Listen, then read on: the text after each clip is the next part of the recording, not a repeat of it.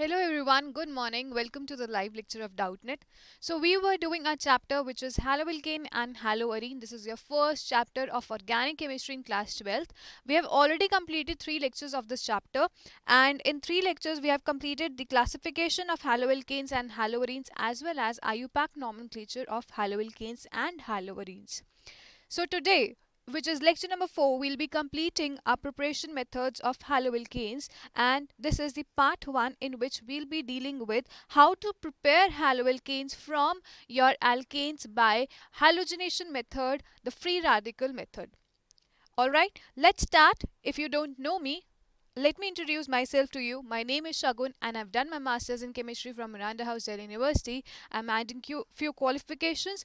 You can give a look to it if you want to. Otherwise, we can skip this. Okay.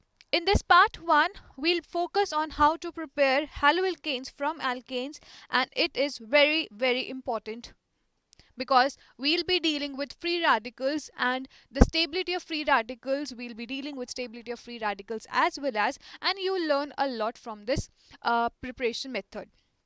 If we have time, we can also prepare haloalkanes from alkenes and also do halo exchange reaction. Let's see how much we go further. Okay, so haloalkanes and haloarenes, we have already started it. The course was started in from 28th June, and 3 lectures up till now has been completed. Let me give you an overview. In lecture number 1, we have discussed what haloalkane and haloarenes are and how are they prepared. The short quite short introduction, we have already done it. We have also done classification of haloalkanes and haloarenes. In lecture number 2 and 3, I have completed your NCERT questions of IUPAC nomenclature. We have completed IUPAC nomenclature. We have completed its NCERT questions as well as previous year board questions. We have already discussed this. If you have missed any of the classes, please make sure you go back and check out these classes, and thereafter start with lecture number 4, which is the preparation method of haloalkane. So in lecture number 4, I repeat, we'll be preparing haloalkane from alkanes and we'll be dealing with free radicals in this mechanism.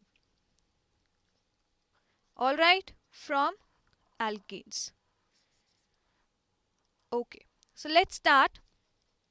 Before I start with the preparation methods of haloalkane, I just want you to remember all your chapters in the sequence from class 11th to class 12, because this will help you in remembering how to prepare things from any of your functional group organic compounds.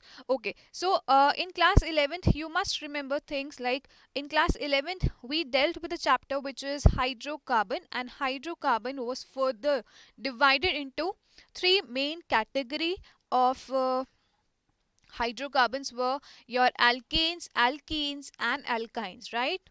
Alkanes, alkenes and alkynes. Why I just want you to remember all these things, I'll tell you just now. Give me some time. In class 12th we have done hydrocarbon chapter. In that we have discussed alkanes, alkenes and alkynes. In class 12th, as you move on, in class 12th, the first chapter which we do with in organic chemistry is haloalkane, haloarene. Just remember it in the sequence. I'm just telling you why to remember. This will be beneficial to you. Okay, after haloalkanes and haloarenes, we'll be discussing with the chapter alcohol, phenol and ethers.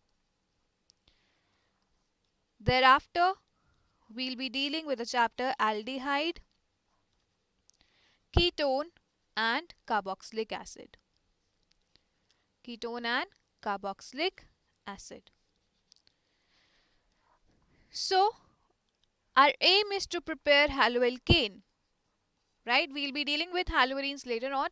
So the aim is to prepare haloalkanes. First of all, we'll be preparing haloalkane from alkanes. Then we'll be preparing haloalkanes from alkenes and alkynes. Thereafter, we'll be dealing with haloalkane exchange reaction. You have to remember this in the sequence: halogen exchange reaction, and then we'll be preparing haloalkanes from alcohol. So this is the sequence which we are gonna follow in every case. For instance, if we wish to prepare like alcohol, first of all we'll prepare alcohol from all the hydrocarbons, alkanes, alkenes and alkynes, and then prepare alcohols from your haloalkanes. And if there is alcohol to alcohol, any conversion we'll be doing with that, then we'll be dealing with aldehyde to alcohol or ketone to alcohol. We'll be going this way, and this is the way you can remember. So first of all, our aim is to prepare haloalkanes from alkanes, then we'll move to alkenes and alkynes. So let's move further. How to prepare your haloalkanes from alkanes? This is a reaction which is written in your NCERT textbook. And how do we prepare it? It is very simple reaction. It is a general your N-butane. How many carbons do we have? 1, 2, 3 and 4 carbons. 4 carbons with no unsaturation is your butane, and no functional group, so it is normal N butane, which is in a straight line, right? When you chlorinate it, this particular process, since you are using chlorine halogen group, so this becomes chlorination method. This is your chlorination, and in the presence of UV light or a heat, you follow a free radical mechanism. We'll be dealing with mechanism also.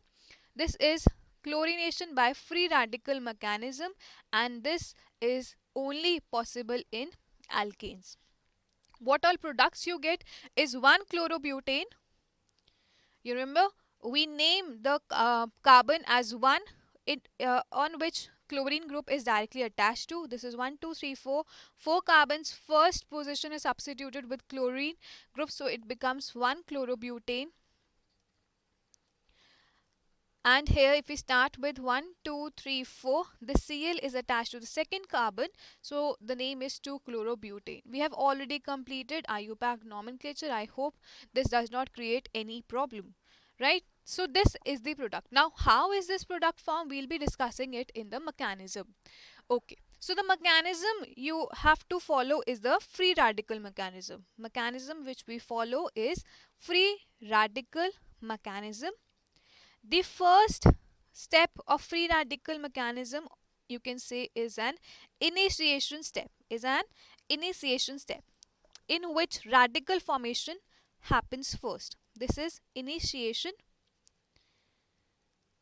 step, in which Cl2 breaks down into free radical to give you 2Cl radical. Now why does this happen? So let me explain you. Cl and Cl is singly bonded. They have lone pair on each other. We have 6 electrons or 3 lone pairs on each chlorine atom and 1 bond.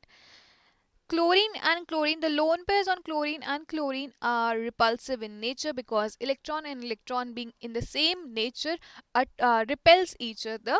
So the electrons are repulsive. The Cl-Cl bond is not a stable bond in the presence of UV light. It undergoes a homolytic cleavage. We have 2 types of cleavages. One is heterolytic cleavage and one is homolytic cleavage. Let's understand first what is homolytic cleavage, and let's understand what is heterolytic cleavage. Homo means same. Homo means same or equal, right? If we are cleaving a bond between, let us say A2, if we are cleaving a bond, every bond, you must remember, whether it is ionic bond, whether it is coordinate bond, whether it is covalent bond, any kind of bond, every bond has 2 electrons, right? So this bond between A and A has 2 electrons. You have to homolytically cleave it. That is, you have to distribute the bonded electrons on 2 atoms in the same manner, in an equal manner, right? So this bond will cleave. 1 electron will go to this atom, A atom. The another electron will go to the second A atom. So this is homolytic cleavage, in which a radical is formed. A has 1 electron, second A has 1 electron. So this is what? This is radical which is formed, and radicals are formed by homolytic cleavage, right? Homolytic cleavage promotes the formation of your radicals. And if we have heterolytic cleavage, hetero means in a different manner. Heterolytic means in a different manner, and this usually happens when the electronegative difference between two atoms which are bonded together are different. For example, if I talk about H and F, fluorine is very electronegative than hydrogen, because you must have studied in class 10th or 11th, as we move from from left to right in a periodic table, to the elements towards the right are more electronegative. Fluorine lies on the right side, whereas hydrogen on the left side. So fluorine is very electronegative. It has a tendency to attract the shared pair of electrons, and the bonded electrons lie more towards the fluorine atom in comparison to the hydrogen atom. So whenever the bond would like to break, where would it like to go? It would like to go on a more electronegative atom. So this is a symbol which is a single headed arrow, and this leads to the formation of H plus ion and F minus ions. Negative symbolizes that both the electrons are on fluorine, the bonded electrons are on fluorine, and positive symbolizes that both the electrons are not on hydrogen atom. So this is the way, and heterolytic cleavage promotes formation of ions. I hope it's clear to you all, and you can write this. If you don't know, if you are facing any kind of problem, you can write that in the comment section also. Okay, so this is the way. And since chlorine and chlorine atoms are both the similar atoms, homolytic cleavage happens in the similar atoms, because none of the atom attracts the shared pair of electrons. Both the bonded electrons have both the atoms have equal right on the bonded electron. So Cl2, first electron goes on it, second electron goes on it, it leads to the formation of a Cl radical. If you wish to show its lone pair, you can. We have 3 lone pairs on Cl and 1 bonded electron on 1 Cl. We have 2 Cl. It leads to formation of 2 Cl radical. So this is the initiation step where you are forming an intermediate, a reactive intermediate, which is a free radical. Then we have propagation step. In propagation step, your substrate reacts with your intermediate. Your substrate is butane, CH3, CH2, CH2. This, which is this step? This is your okay. We'll do the mechanism on the next page to avoid the confusion. So we can write it again. Mechanism is the first step. As we know, Cl2 is a homomolecule, and it leads to the formation of a radical, which happens in the initiation step. Initiation step. This is your first step in which the radicals are formed, where Cl2 radical cleaves homolytically. And please mention this, please remember this, this homolytic cleavage happens in the presence of UV light. This free radical UV light promotes the formation of free radical, promotes the homolytic cleavage, right? So you get 2 Cl radicals. You get 2 Cl radicals. Thereafter, if we talk about the propagation step,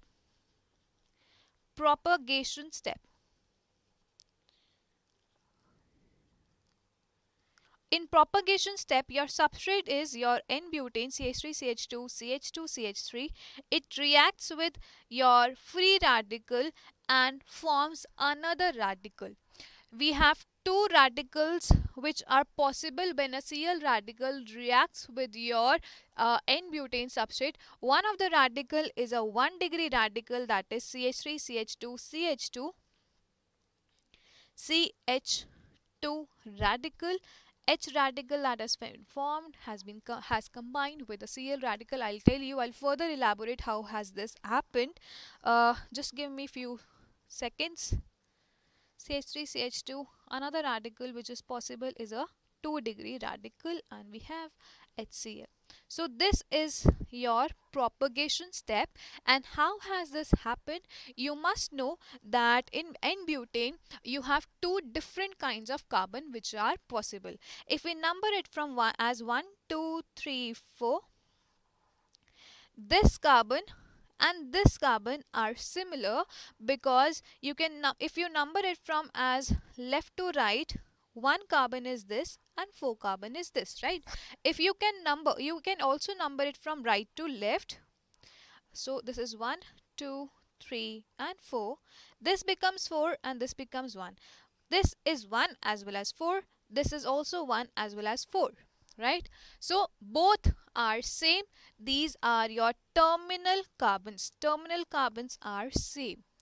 Similarly, you check the middle two carbons. This carbon gets the number 2 as well as 3. This carbon also gets the number 3 and 2. They are same. Or how to decide whether the molecule have how many carbons and which all carbons are same. I can give you a short trick like this. Uh, since you see this is a, like if we break this molecule from here, this is symmetrical.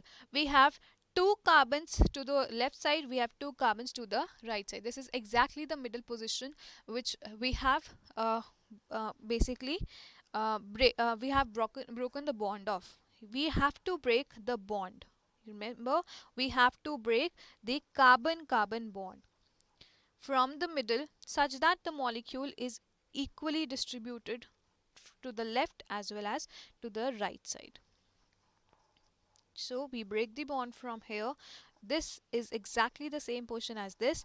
So similarly, if we say this carbon would be similar to this carbon, this is first type of a carbon, and this carbon would be similar to this carbon. So in total we have two different carbons here. We have two different carbons here, and hence the total number of different carbons, total number of free radicals there can be generated. Okay, so if a homolet after the substrate, this substrate which is N-butane reacts with the Cl radical, how does this happen? First product A is obtained, which is 1 degree radical. This CH bond cleaves homolytically, because Cl radical takes away the H radical. The radical which is left is on this first carbon. This is the primary radical, and you form this A substrate, A radical, right? And if you break the bond of second carbon, a homolytic cleavage happens here. This leads to the product B. A secondary radical is formed, and finally you have HCl also. So this is the propagation step. Thereafter, this is only one Cl radical that has combined with your substrate. The another Cl radical, what happens is, the another Cl radical will combine with your A product, A radical, which is the primary radical. This radical combines with another Cl radical to give you the product CH3, CH2, CH2. C radical combines with your Cl radical to give you 1-chlorobutane. This is 1-chlorobutane. And in second, B radical, which was your secondary radical of N-butane, combines with Cl radical to give you 2-chlorobutane. So this is the way your products are formed, and after propagation step, what all intermediates are left in your system, they combine together, and that step is known as the termination step. This can be included in the termination step. Termination steps are the steps in which radicals, whichever are the left radicals, they combine together to finish off the radical. Termination means ending up of radical formation, right? If we have like a CH3 CH2 radical can combine with itself to form CH2 CH2 CH2 CH3, or we have Cl radical that can combine itself back to give you Cl2, and so on. These are radical combinations that are happening in the termination step. So this was the mechanism of chlorination that is happening, and you get different number of products depending upon how many different carbons you have, right? Okay, so this was the mechanism. We'll discuss a little more about your halogenation method, and Halogenation by free radical mechanism, I must tell you, halogenation by free radical mechanism is usually observed is usually observed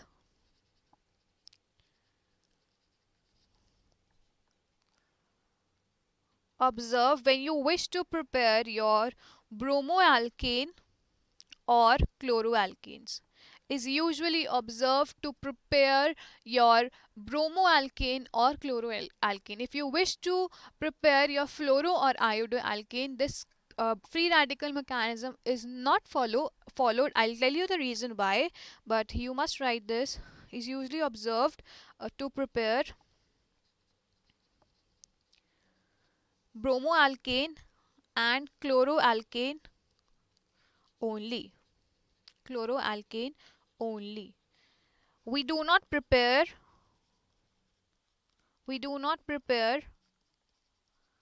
fluoro or iodoalkanes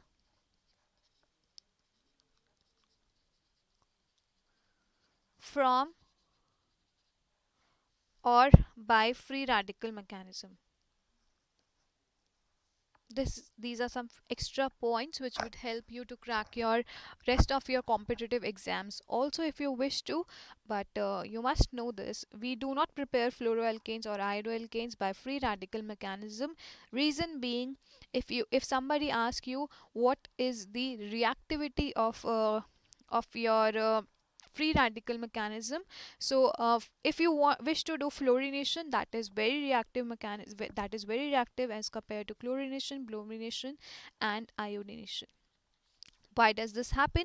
You, as I've already told you, that all the halogens have 6 electrons, non-bonded electrons, or you can say 3 lone pairs, and the fourth the seventh the eighth electron is basically in the form of bonded electrons. And since fluorine is smaller in the size, the fluorine and fluorine atoms are very close to each other as compared to iodine and iodine atoms. Iodine are fifth period elements. You have, fluorine, chlorine, bromine, iodine, they lie in the same group. So as we move down the group, the size of the atom increases. The fluorine and fluorine atoms are very small in size. Their bond length are very small.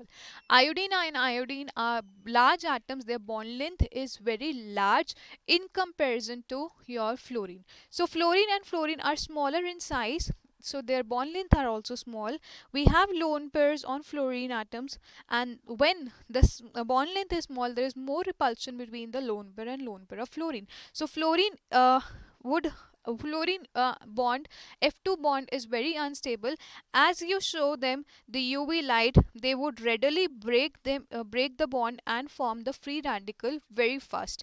Whereas iodine and iodine, the bonds are quite stable, because iodine atoms are far away due to large bond length. The repulsion is less, stability is more, and hence it's stable, right? So fluorine is very reactive, and it's generally very explosive also. Fluorine being smaller in size, more repulsion, high reactivity, it leads to explosiveness of fluorine. So when you wish to do fluorination, it is explosive nature. Is because of its explosive nature, we do not, or we cannot prepare fluoroalkanes from fluorine, right? So it is explosive, so we do not do fluorination by free radical mechanism.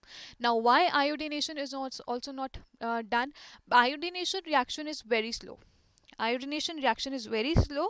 It does not readily form I radical, so we also do not prepare iodoalkane by free radical mechanism on alkanes, right? So this is the method which we have learned by free radical.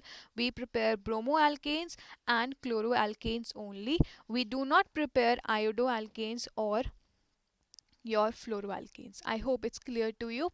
And also I would like to add that the fluorination process, the chlorination process is very selective. Chlorination is a selective, sorry, it's is very is see, as you can see, chlorine reactivity is greater than bromine reactivity. So chlorination is reactive. Please write the statement: chlorination is reactive, whereas bromination is selective. whereas bromination is selective.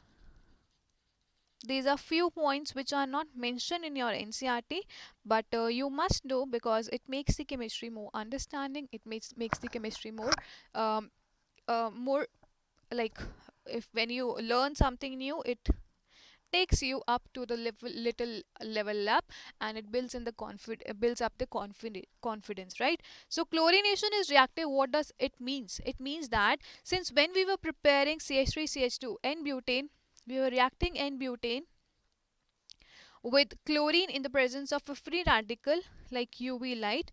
You saw that we got two different products. One was one butane, one chlorobutane, and the another one was 2-chlorobutane, right?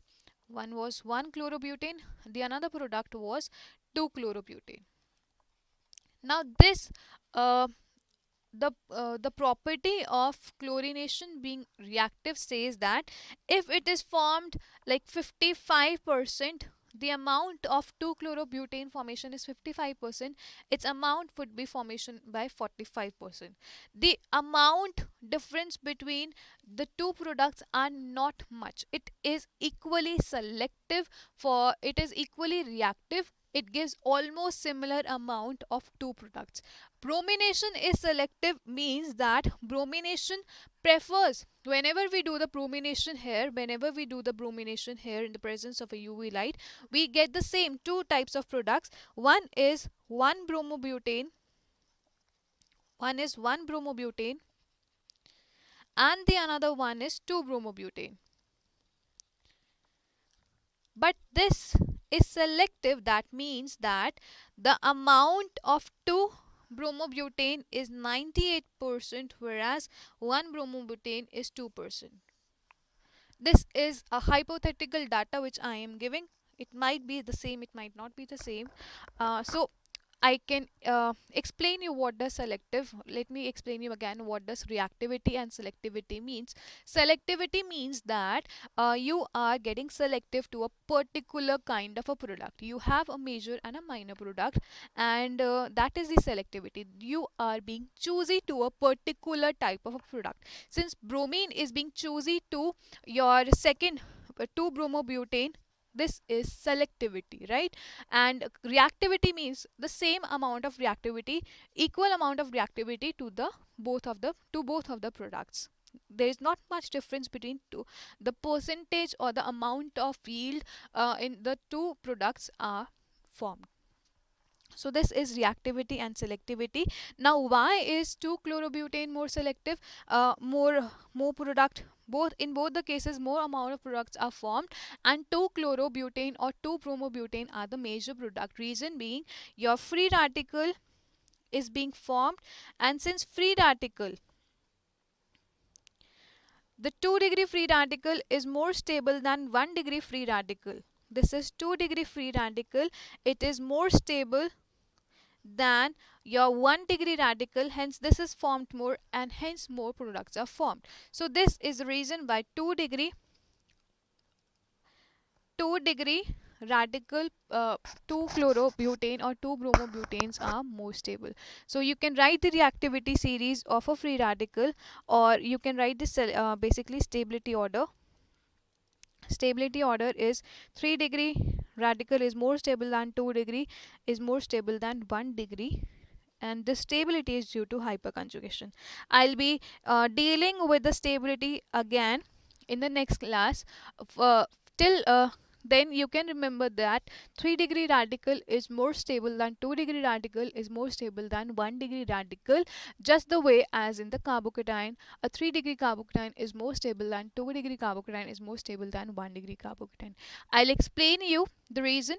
We'll be dealing with the stability of carbocation and carboanion and free radicals in the next class, as before we move to the next preparation method. So up till now, this is what we have done. I'll give you a quick revision, and then you have to tell me the answers of the quiz which we have then in the next slide. Okay, so let me give you a quick revision of what we have done. From the starting, I have told you that you must remember your chapters in the sequence, and we'll be doing the preparation in the sequence only. So the first chapter which we did in your class 11th was your organic chemistry, some basic principles and techniques. Apart from that, we started with hydrocarbons, in which we actually started with dealing with the your organic compounds. So taking starting with hydrocarbons, hydrocarbons are divided into three parts: alkenes, alkynes, alkanes, alkenes and alkynes. And then in class 12th you used to go through a haloalkanes and haloarenes chapter. Thereafter we'll be dealing with alcohol, phenol and ether chapter, and then we have aldehyde, ketones and carboxylic acid. Now since we are preparing haloalkane. Haloalkanes, we have started preparation method of haloalkanes. First of all, we'll be preparing haloalkanes from alkanes, then we'll move to alkenes and alkynes, and then we'll do halogen exchange reaction in haloalkane preparation method, and then later we'll prepare haloalkanes from alcohols, and then from carboxylic acid, aldehyde and ketones, and so on. So we are moving in the sequence. We have started the preparation method of haloalkanes from your alkanes, and I told you this is the process of halogenation in the free radical mechanism. And since we are adding Cl2, Cl2 is the halogen which we are being using, which we'll be adding to a alkane. So halogenation if we have Cl2, this process is chlorination. Since we are specifically using chlorine halogen, this process is called chlorination, and a free radical mechanism is being used here. If we basically use free radical mechanism and chlorinate N-butane, we have two types of product. One is 1-chlorobutane, another one is 2-chlorobutane, right? We then went to see the mechanism. First step is the initiation step. Initiation steps means formation of your free radical. Cl, they have lone pair. The bond is weak because of the repulsion between the lone pairs. As you give little amount of energy, this bond will move apart, and there is a homolytic cleavage, and homolytic cleavage basically helps you the formation of a radical, whereas heterolytic cleavage promotes the formation of ions. And heterolytic cleavage happens in those compounds in which the electronegative difference between two atoms are very different, right? So Cl and Cl, they both are the same atom. They will undergo a homolytic cleavage in the presence of a UV light. This is the initiation step. Then we go to the propagation step. In propagation step, your substrate, which was N-butane, has reacted with Cl radical and led to the formation of substrate radicals. We have two types of carbons in N-butane, so there were two types of radicals which were formed, which later in termination step will react with another Cl radical to give you a 1-chlorobutane and 2-chlorobutane, and so on. So this was the mechanism. Then I explained you the reactivity of fluorine is more reactive than chlorine, then bromine and then iodine. Reason being the bond between fluorine and fluorine is very small. There is high repulsion between fluorine lone pairs, and it cleaves very fast, and due to this fast reaction, it is explosive in nature, and hence we cannot prepare fluoroalkanes by fluorination in the presence of a free radical mechanism. Whereas with I2 the reaction is slow. We also do not prepare iodoalkane. We only prepare bromoalkanes and chloroalkanes by this mechanism, right? Then I explained you the chlorination is very reactive. Reactive means two types of products which are formed. There's not much difference in the percentage amount in which they are being formed. If one is 55, another one will be 45. One is 49, another one would be your 51, and so on. There's not much difference. Bromination is a selective process, because if one is 98%, another one is 2%. This is the selectivity. Bromine is selective towards it promotes the formation of 2-bromobutane, and generally 2-degree radicals are more stable. Hence in both the cases, 2-bromo or 2-chlorobutane would be the major product. I am not discussing about the amount, but generally 2-bromo or a 2-degree radical is more stable than 1-degree radicals, and hence 2-halobutane would be more stable. So this was it, and now it's time for quiz. Your first question for the quiz is this: you have to tell me that the chlorination of methane proceeds by which of the following method?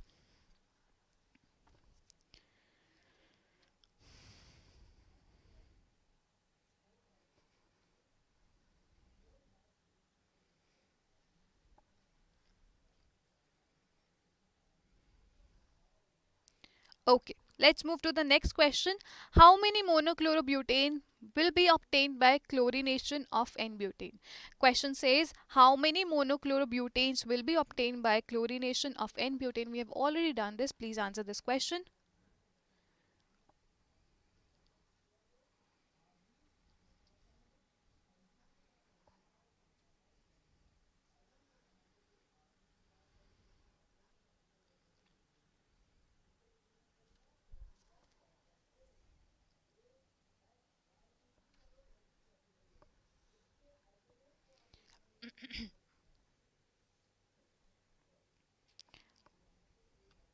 Okay, so we are done with the quiz. Now, let's discuss the answer. If you have any problem, you can write that in the comment section. I'll answer your queries in the next question. If you want any specific chapter you want me to teach you first, you can also tell me that. I'll consider it and tell you the whatever we can do in the next class. Okay, so this was the question. Question number one was this: chlorination of methane proceeds by, as we know, chlorination of methane, that is, we are doing halogenation of alkanes, and halogenation of alkanes proceeds by a free radical mechanism. We have already done it. Option is C, right? I hope there is no confusion in this. Option is C. The free radical mechanism is during halogenation of alkanes. A free radical mechanism is usually we do that, right? Okay, so next question is monochlorination. Monochlorination means that only one chlorine will add to your butane.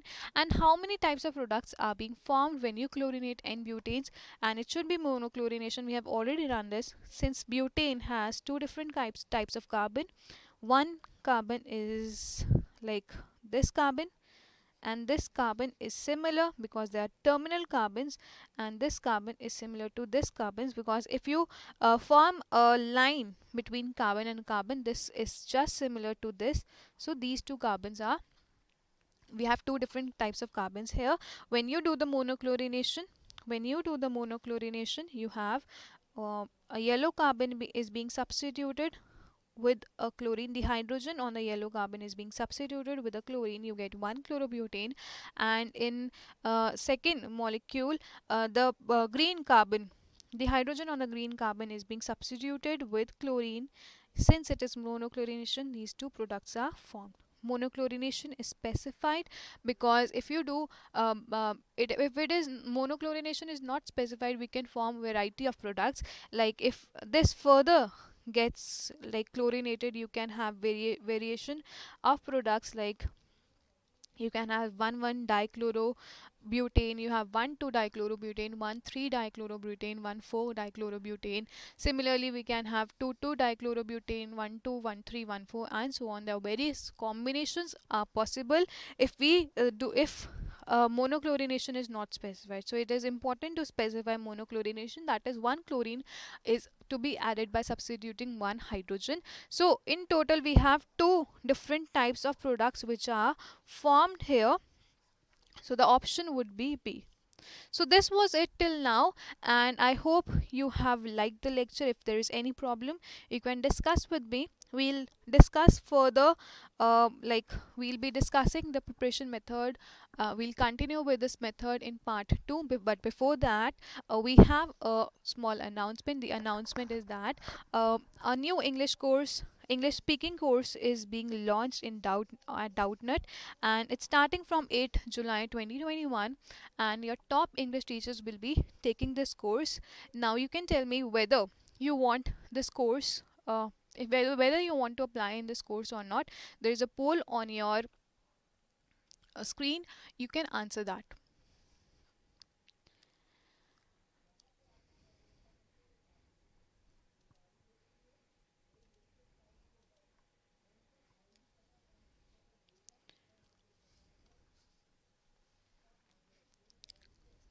Okay, so we are done with this, and we have already done your preparation method of haloalkanes from alkanes by chlorination method, or you can say halogenation of free radical mechanism. And in preparation number part preparation method of haloalkanes in part 2. We'll be preparing haloalkanes from alkenes and alkynes. We'll also be dealing with bromine water test, and later on we'll move to your halogen exchange reaction. Okay, so we'll meet you at the same time 10:30 a.m. on Wednesday. Tomorrow at 10:30 a.m. you will have 10:30 and 9:30 a.m. You have your physics and bio classes, so you can check that out respectively, but we'll meet you on at 10:30 a.m. on Wednesday. I hope you like the lecture. If there is any problem, you can write that in the comment section. We'll meet you on 10:30. Till then, thank you so much for watching and have a nice day.